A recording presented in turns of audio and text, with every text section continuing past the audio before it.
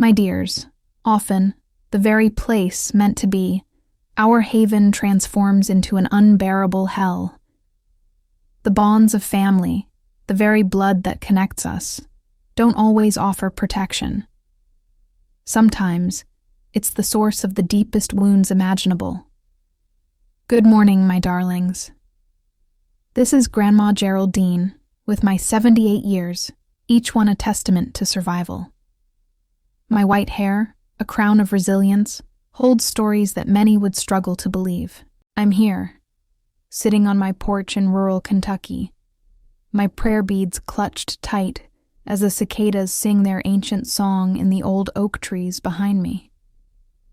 Before I embark on this painful journey, I want to share a little secret with you all.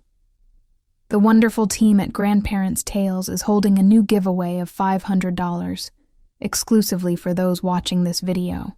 Participating is wonderfully simple.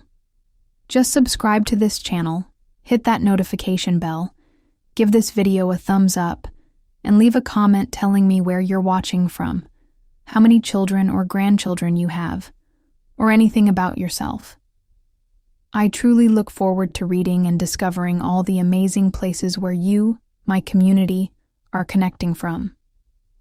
Let's rewind to 1957. I was a child then, just 8 years old, with dreams as fragile as spun sugar. I was born on a humble, poverty-stricken farm nestled deep in rural Appalachia, Kentucky.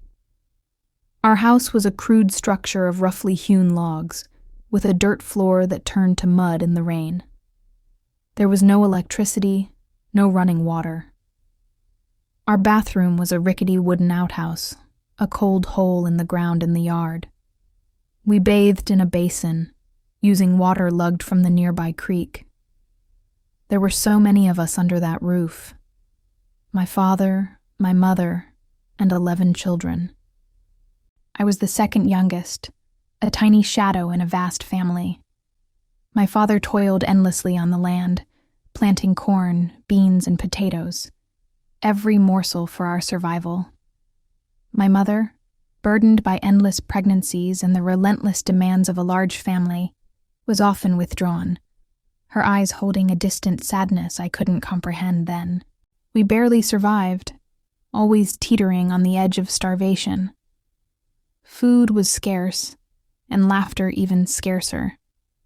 Life was a constant struggle for existence, a bleak canvas painted in shades of gray. In this harsh environment, my 10 older brothers, ranging from teenage boys to young men in their 20s, were a dominating presence.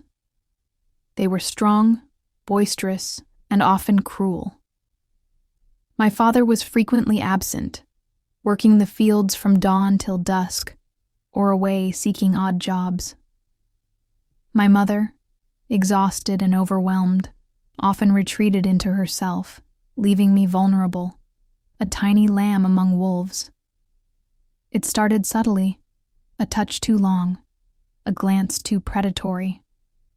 I was just 8, innocent, barely understanding the shifts in their eyes. The fear, though, was immediate. It was a cold knot in my stomach, a premonition of darkness. It wasn't one brother or two. It was a rotating nightmare, a shared secret among them. They would corner me in the dilapidated barn, in the shadowy corners of the house when my parents were absent. Their hands, once familiar, became instruments of terror. Each touch, each whispered command, chipped away at my innocence, leaving behind a gaping wound that refused to heal. I remember the silence most vividly, the silence of my mother, who seemed to notice nothing, or chose not to, the silence of my father, who was never there to protect me, and my own silence, born of terror and shame. How could I speak? Who would believe an 8-year-old girl against 10 strapping sons? They were the men of the house, their word law. I was a girl, easily dismissed, easily forgotten. The abuse wasn't just physical, It was a constant psychological torment. They made me feel dirty, worthless, a secret that had to be kept hidden. My body, once a source of simple joy as I ran through the fields, became a source of profound shame and pain. I wished for invisibility, for the earth to swallow me whole. Every night, I would cry silently into my straw pillow, praying for morning, praying for an end to the nightmare. But morning brought only the possibility of another day of torment. The abuse continued for years, a relentless erosion of my spirit. I aged, but my soul remained trapped in that terrifying 8-year-old body. When I was 13, the unthinkable happened. My body, already ravaged, began to change in ways I couldn't understand. The morning sickness, the growing belly, whispers of a secret far too big for my young shoulders. I was pregnant. Pregnant by one of my brothers, though I couldn't pinpoint which one. The horror was overwhelming. How could this be? How could I, a child, be carrying a child, a grotesque symbol of the endless betrayal? The fear was immense. My parents would surely kill me. Or worse, the truth would come out, and my life would be ruined forever. I tried to hide it, but my growing belly was a testament to the inescapable truth. Eventually, my mother noticed. Her eyes, usually distant, sharpened with a terrifying understanding. There was no sympathy, no embrace, only cold, hard judgment. My father, when he finally learned, flew into a rage that shook the very foundations of our flimsy house. He beat me, not caring about the life growing inside me. He called me a whore, a disgrace.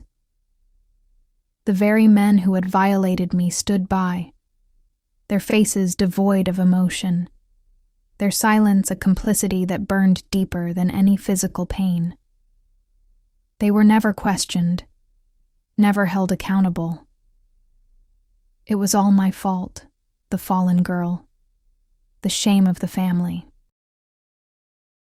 At 14, I gave birth to a baby girl, a tiny, fragile being who became my lifeline in a world of darkness. My parents, consumed by their own shame, cast me out. They sent me to live with a distant aunt in a small town miles away, far from the prying eyes of the community. It was a cruel banishment, but for me, it was salvation. My aunt, a kind and quiet woman, was the first person who ever showed me genuine compassion. She saw my pain, not my shame. She helped me care for my baby, a silent understanding passing between us. Life was incredibly difficult.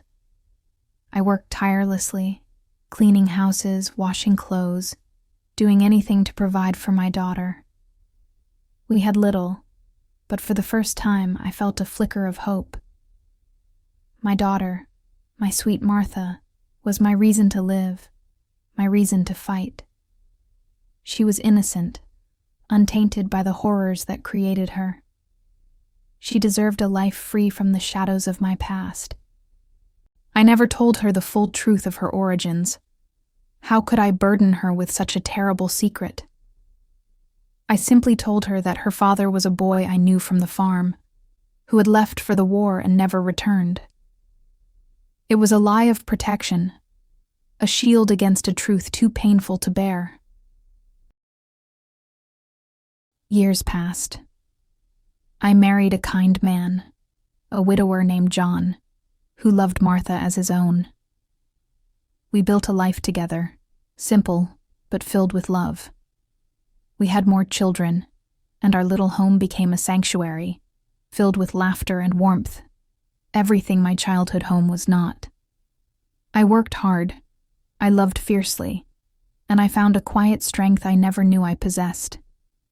The scars remained, etched deep within my soul, but they no longer defined me. They became reminders of my resilience, not my victimhood. I learned to forgive, not for their sake, but for my own peace. Forgiveness didn't mean forgetting or condoning their actions. It meant releasing myself from the bitterness that threatened to consume me. It meant choosing to live, truly live, despite the pain. My life became a testament to the power of the human spirit to endure, to heal, to find joy even after the deepest sorrows. I dedicated myself to my family, to my community, always striving to be a source of comfort and strength for others.